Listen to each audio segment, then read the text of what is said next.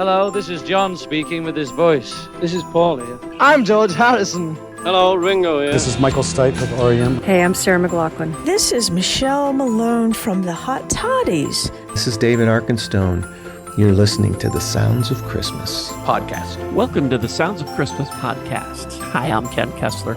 If you're new to this podcast, I want to start by saying thanks for joining us. If you're not new, welcome back. Either way, I'm glad you're here.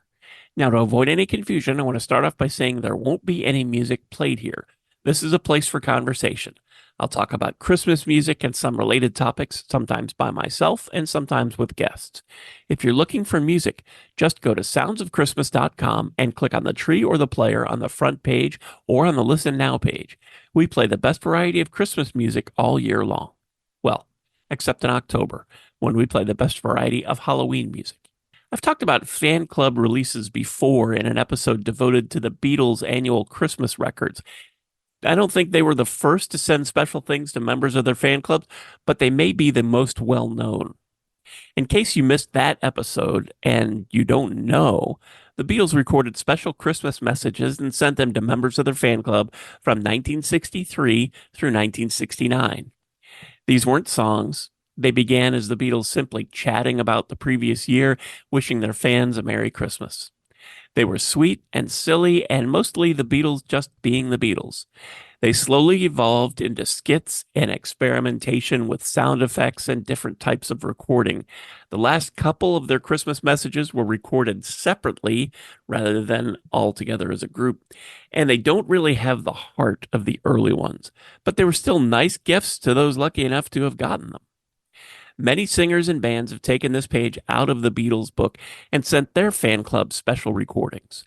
While I don't play all of these on the Sounds of Christmas, I do play some, and thought I'd share some of what I found.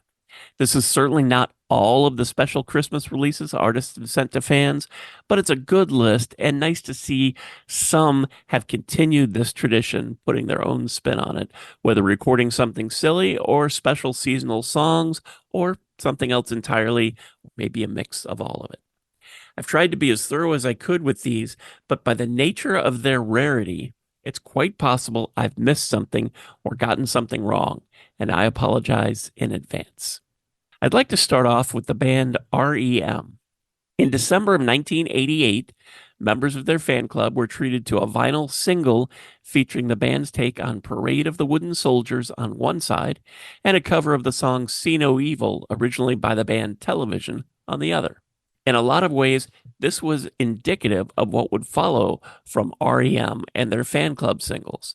Often, but not always, there was a cover of a Christmas song and a cover of something else. These didn't show up on any other releases from the band, and according to their management, the band felt strongly that these were just for their fans, which is why they also didn't show up on compilations over the years. In 1989, the vinyl single to fans was Good King Wenceslas, with Mission to Burma's Academy Fight song on the flip side. The next year, the songs were Ghost Reindeer in the Sky and Gershwin's Summertime. In 1991, the A-side was a cover of Baby Baby by the Vibrators with Christmas Griping on the other side. Christmas Griping wasn't really a song, but it was a series of things different band members found annoying about the holiday season, all spoken over an instrumental track, which could have been them just goofing around in the studio, similar to what the Beatles did on some of their earlier Christmas records. The next year was a cover of the punk song Where's Captain Kirk, along with a cover of Toyland. In 1993, for the first time, both songs were Christmas songs, Silver Bells and Christmas Time is Here. The next year, the single had a cover of Sex Bomb by Flipper and the REM original Christmas in Tunisia. In 1995, neither song was a Christmas song. They covered Wicked Game by Chris Isaak, which was a song they also performed in concert in the mid-90s, and Alan Toussaint's Java. In 1996, the single featured covers of Lieber and Stoller's Only in America and I Will Survive, made immortal by Gloria Gaynor. The next year, REM sent a single to their fan club that featured them performing Live for Today on one side and Pearl Jam performing Happy When I'm Crying on the other. The next year, they sent a VHS tape with 2 songs recorded live from the previous summer at the Tibetan Freedom Concert in Washington, D.C. And one of those had a little help from Radiohead, featuring Michael Stipe on vocals. In 1999, REM sent their first CD single to their fans. This one included 2 live recordings from the Bridge School benefit concert the previous fall. Country Feedback, which featured Neil Young on guitar, and then Neil Young's performance of Ambulance Blues. Back to vinyl in 2000, and there were 3 songs this time. Christmas Time Is Here Again, the Beatles song, along with REM's original songs, Hastings in Maine and Take 7. The next year was an enhanced CD single featuring 2 songs and a video. The 2 songs were Let Me In and Find the River, both recorded in concert the previous October, and the video was a different live performance of Find the River. In 2002, fans received an envelope containing a 2003 calendar, a sew-on patch, holiday card, and an enhanced CD. The cover of the envelope contained a Martin Luther King Jr. quote. The songs on the CD were REM's No Matter What and a cover of Alex Chilton's song Jesus Christ.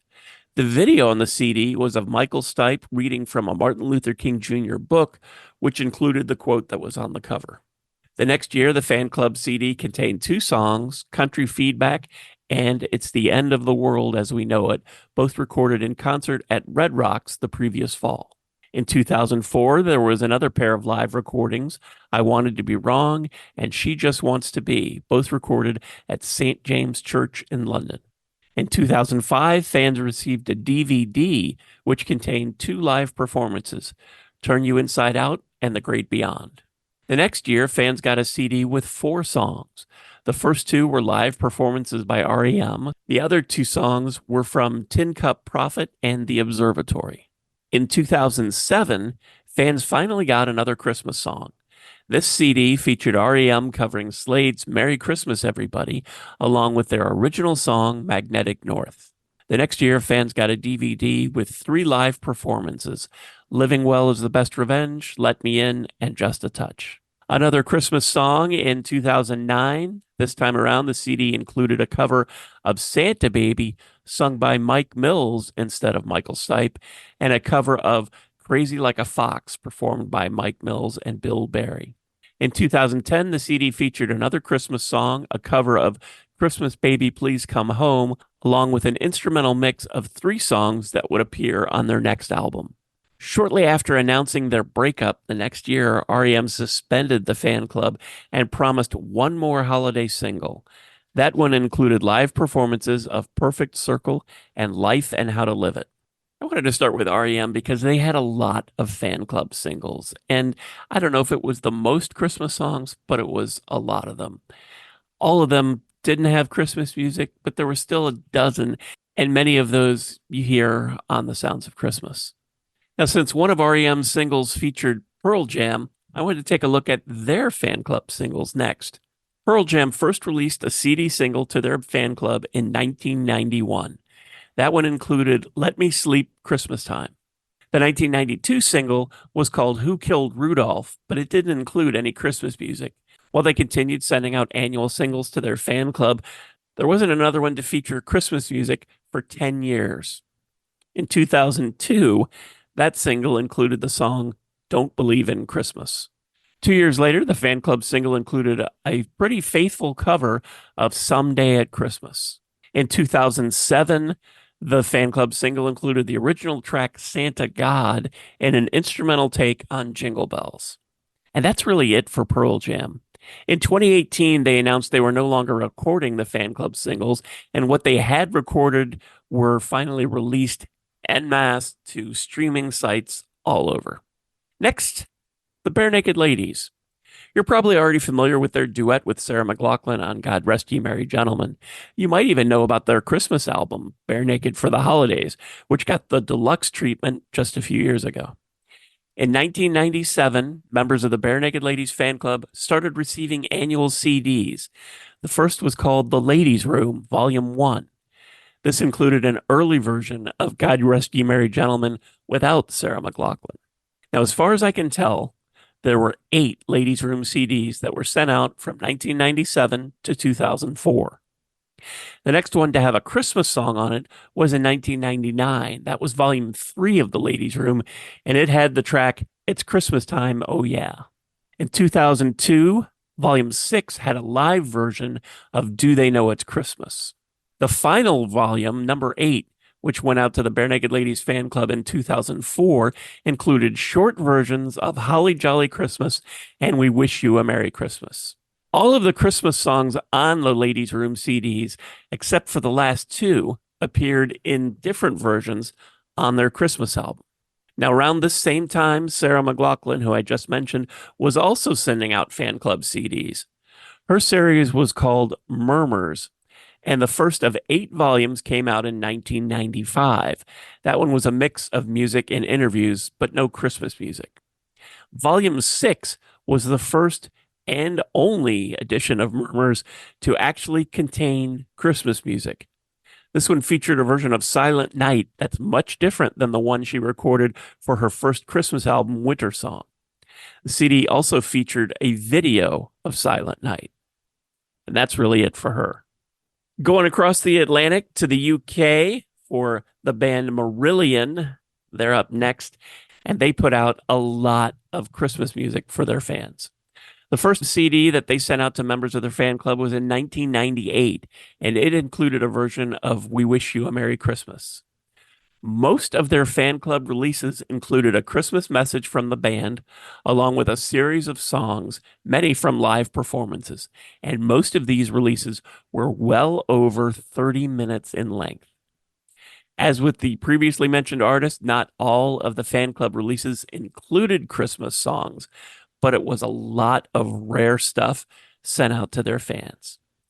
The one in 1999 did. They had a beautiful version of Gabriel's Message on that one. 2001's offering included a medley of I Saw Three Ships and O Come All Ye Faithful.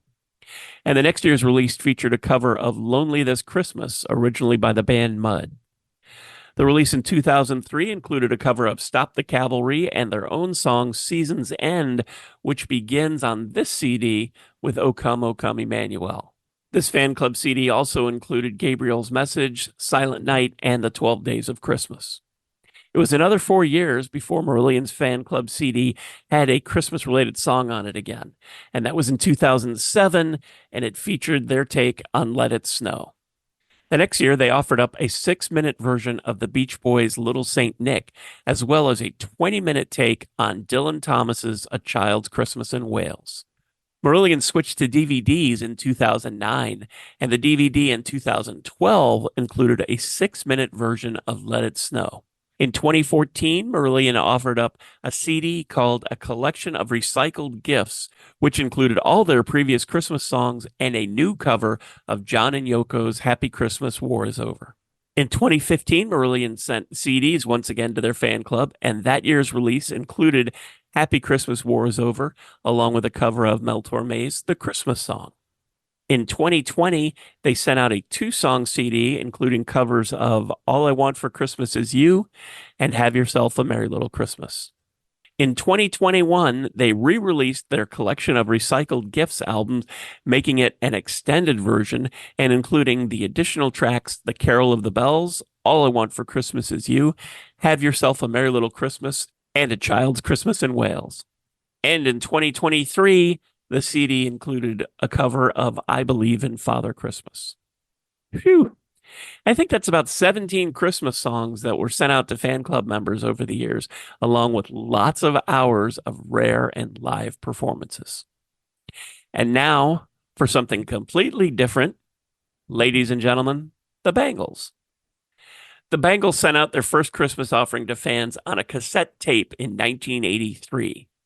This was about 10 minutes of jingling bells, Christmas messages, and music that they referred to as a Bangle Jangle Christmas, and it all ended with about a minute of Silent Night. The next couple of tapes were similar, though the one from 1985 ended with about a minute's worth of Auld Lang Syne. Jump ahead almost 20 years, and the Bangles sent out their cover of Happy Christmas, War is Over, which may be the only real and complete Christmas song from any of their fan club releases, though they have, sometimes sporadically, continued to send out their Christmas messages. Around the same time the Bangles were getting started with their fan club cassettes, Annie Lennox and Dave Stewart were making flexi-discs to send to members of the Eurythmics fan club. The majority of the Eurythmics fan club releases were a combination of Christmas messages and music, though the music was often experimental and included lots of special effects. Their second one from 1984 included bits and pieces of White Christmas, though it was from Darlene Love's recording of the song and not something that the Eurythmics recorded. The 1985 release included a New Year's Wish that was rapped by Annie Lennox. The 1988 release included a bit of silliness from Dave and a bit of a song called It's a Christmas Gorilla. Annie also sang a piece of God Rest Ye Merry Gentlemen on that one. And the final release, which came out in 1990, featured Annie Lennox rapping a version of The First Noel. All of the Eurythmics fan club releases were collected onto a cassette and sent out to their fans in late 1990. And then there's one other cassette I really need to mention. In 1984, members of the Huey Lewis and the News fan club got a surprise. A cassette featuring Christmas messages from the band, along with versions of Winter Wonderland and We Wish You a Merry Christmas. Winter Wonderland is now streaming on Huey Lewis's official YouTube channel, and a lot of the other songs that I have mentioned so far have been uploaded to YouTube by fans. But as I mentioned earlier, this is by no means a complete list. I'm sure it's not even close. I didn't even get to Dream Theater or Mark Bolan and T-Rex or singles from the Monkees or In Excess. I was going to wrap it up there, even though there wasn't anything recent except for Marillion. But I think the spirit of fan club releases is still very much alive and well. It's just evolving. It may not be like getting flexi-discs, CDs, or cassettes in the mail, but there's much to find on Patreon, Kickstarter, and Bandcamp. Those are all great sites where you just might find treasures from your favorite singers and bands. For example, Michelle Malone is a friend of the Sounds of Christmas. She helped make the 2023 season happen, and she's already doing the same for 2024.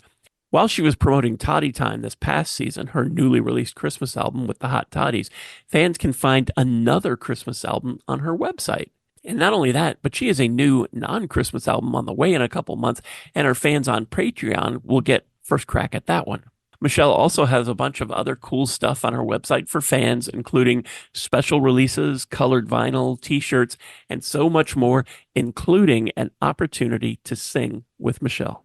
Similarly, David Arkenstone, who also helped get the Sounds of Christmas on the air last year and is also already doing the same for 2024, he's got some special stuff on his website, including a live stream concert that was recorded just this past fall. And on his Bandcamp page, you'll find an exclusive album, David Arkenstone and Friends Live, recorded from concerts over the last couple years.